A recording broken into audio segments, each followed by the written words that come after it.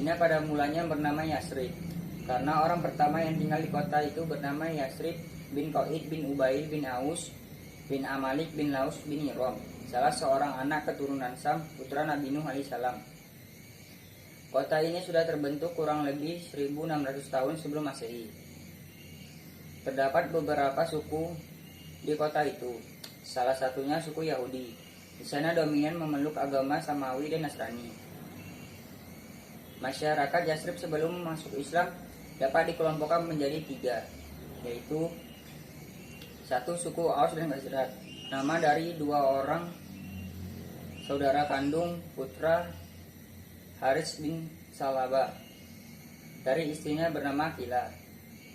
Selama kurang lebih 120 tahun kedua kabilah ini saling bertikai akibat provokasi yang disebabkan oleh kaum Yahudi.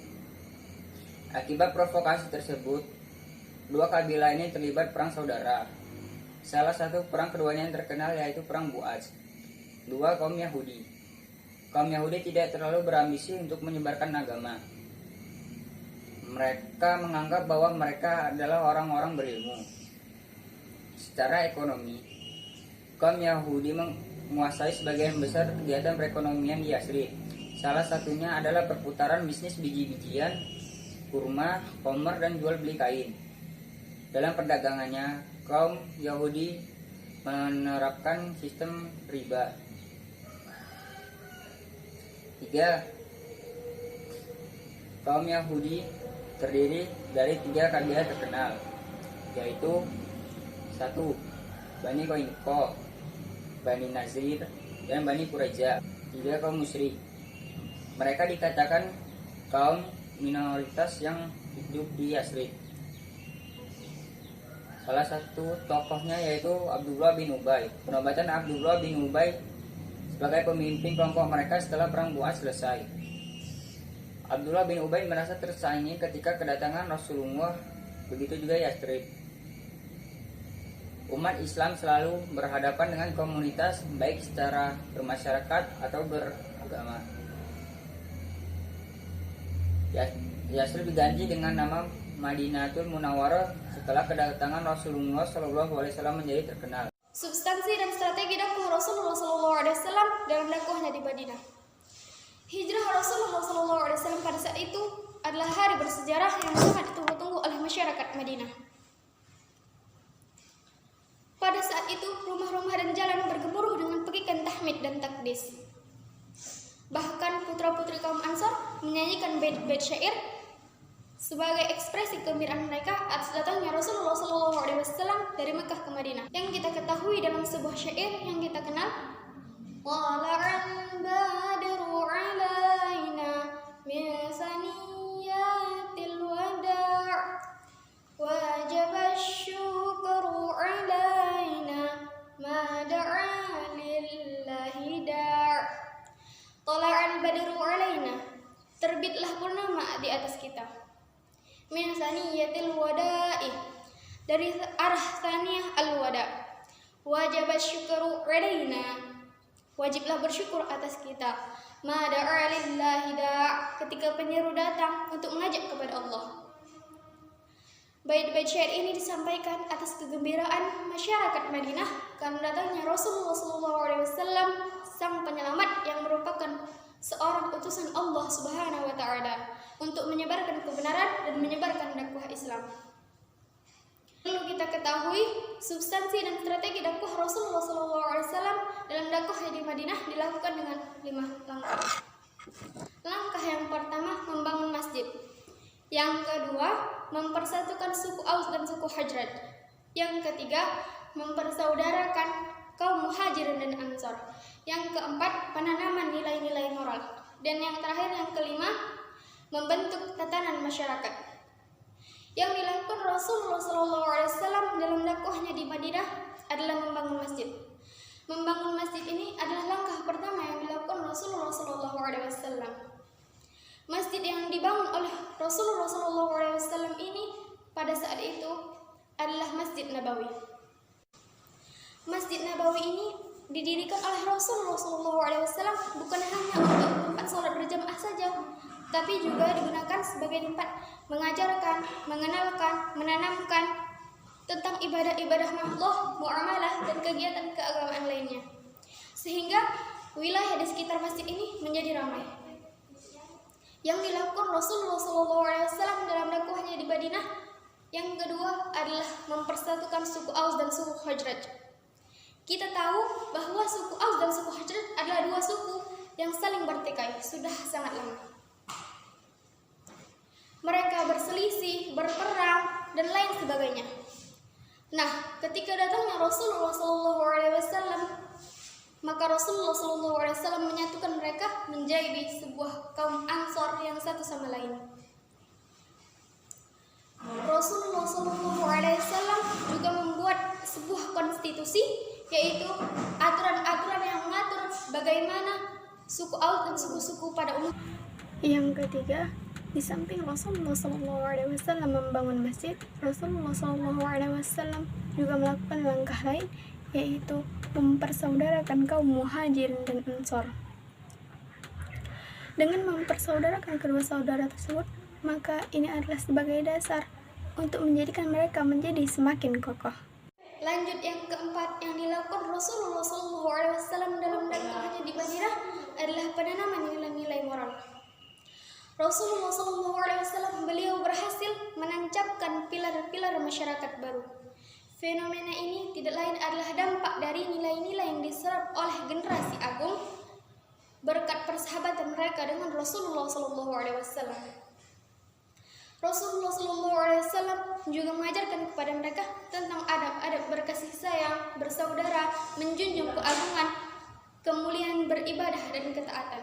Semua itu adalah nilai-nilai yang ada di dalam agama Islam. Yang terakhir, yang kelima, yang dilakukan Rasulullah SAW dalam dakwahnya di Madinah adalah membentuk tatanan masyarakat. Rasulullah SAW mempersatukan orang-orang Yahudi dari golongan Bani Qainuqa, Bani Nadir, juga Bani Quraidah. Rasulullah SAW membuat sebuah perjanjian untuk melindungi hak-hak asasi manusia di Madinah, yang kemudian kita kenal dengan sebutan Piagam Madinah. Peristiwa-peristiwa penting dalam dakwah Rasulullah SAW periode Madinah. Beberapa peristiwa penting dalam dakwah Rasulullah SAW periode Madinah. 1. Piagam Madinah atau Mistaq Madinah. Piagam Madinah ialah sebuah dokumen yang disusun oleh Nabi Muhammad SAW yang merupakan suatu perjanjian formal antara dirinya dengan semua suku-suku dan kaum-kaum penting di Yasrib. Kemudian bernama Madinah atau pada tahun 622 Masehi. Dokumen tersebut disusun sejelas-jelasnya dengan tujuan utama untuk menghentikan pertentangan sengit antara Bani Aus dan Bani Khazraj di Madinah. Untuk itu dokumen tersebut menetapkan sejumlah hak dan kewajiban-kewajiban lain di Madinah, sehingga membuat mereka menjadi suatu kesatuan komunitas yang dalam bahasa Arab disebut ummuh. Piagam Madinah terdiri dari 47 pasal yang disebut dalam dua waktu yang berbeda. 1. Kesepakatan yang terjadi sebelum berlangsungnya Perang Badar dan berisi 24 pasal yang membicarakan tentang hubungan antara umat Islam dengan umat-umat lainnya, termasuk dengan kaum Yahudi. 2. Kesepakatan yang terjadi setelah berlangsungnya Perang Badar dan berisi 23 pasal yang memuat tentang hubungan antara umat Islam, yaitu kaum Muhajirin dan kaum Ansar. 2. Respon Nabi terhadap kaum kafir Quraisy. Selama berdakwah Rasulullah SAW belum pernah memaksa apalagi memerangi seseorang pun untuk memeluk umat Islam.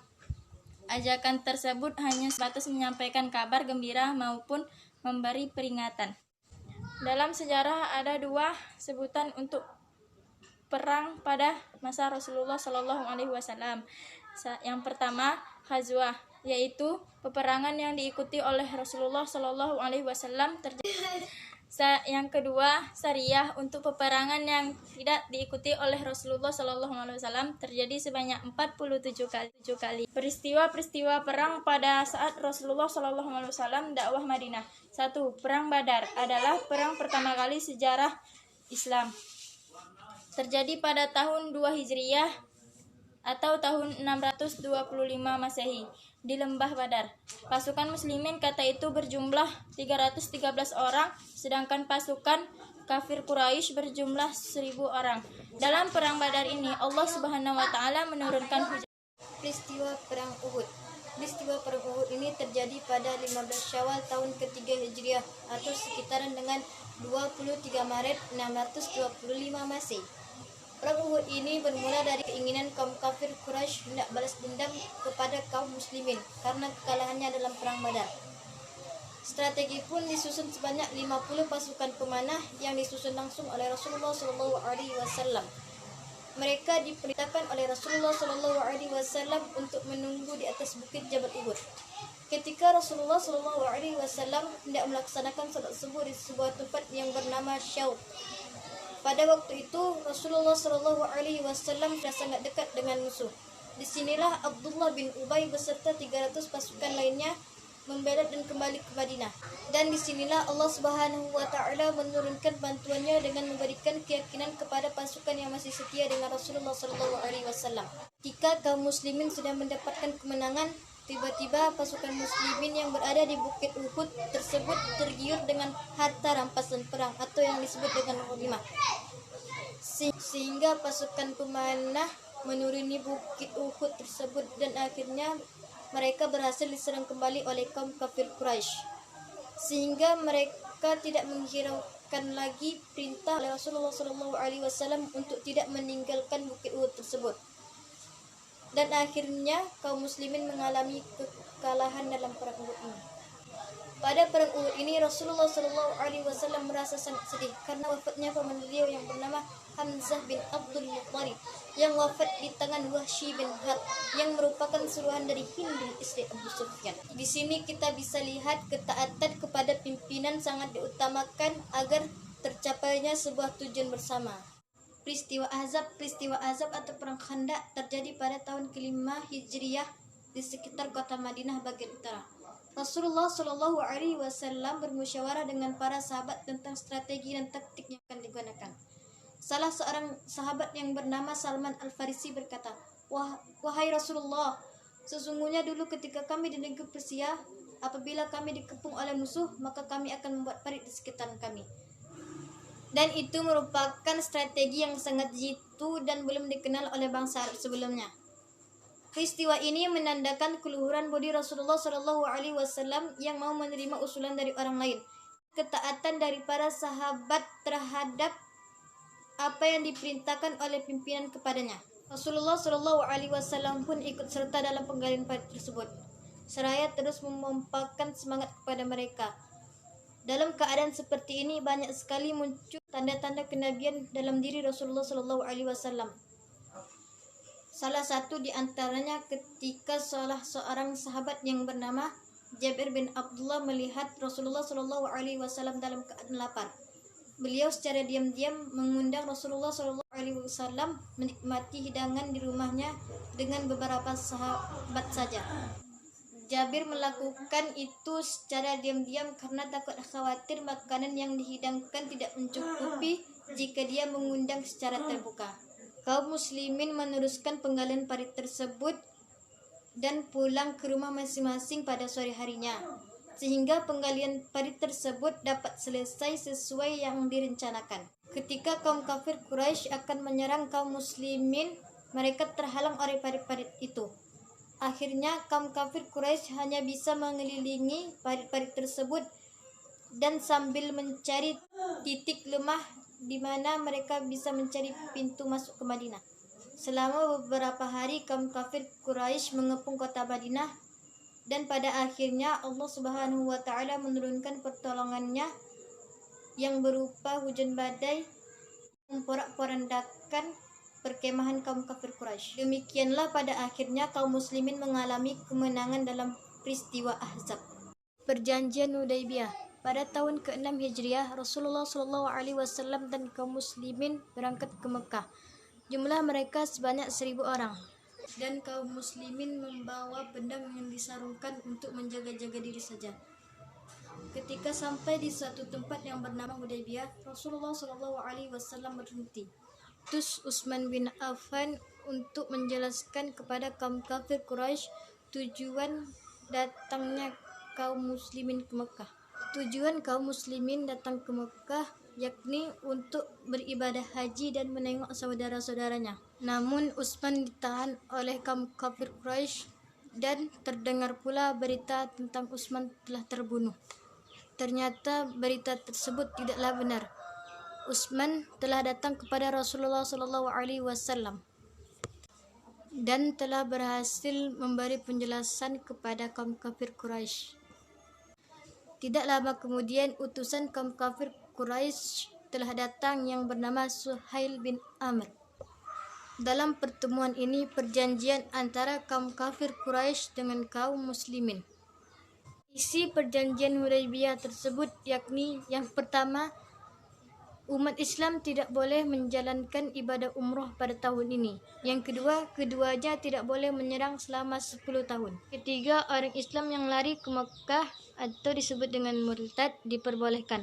Sedangkan kalau orang kafir Mekah yang lari ke Madinah atau disebut dengan mu'allaf tidak diperbolehkan. Suku Arab lain bebas memilih untuk bergabung kepada Rasulullah ke Madinah atau mengikuti kaum kafir Quraisy ke Mekah. Yang kelima, kaum muslimin tidak jadi melaksanakan ibadah umrah tahun ini, tetapi ditangguhkan sampai tahun depan.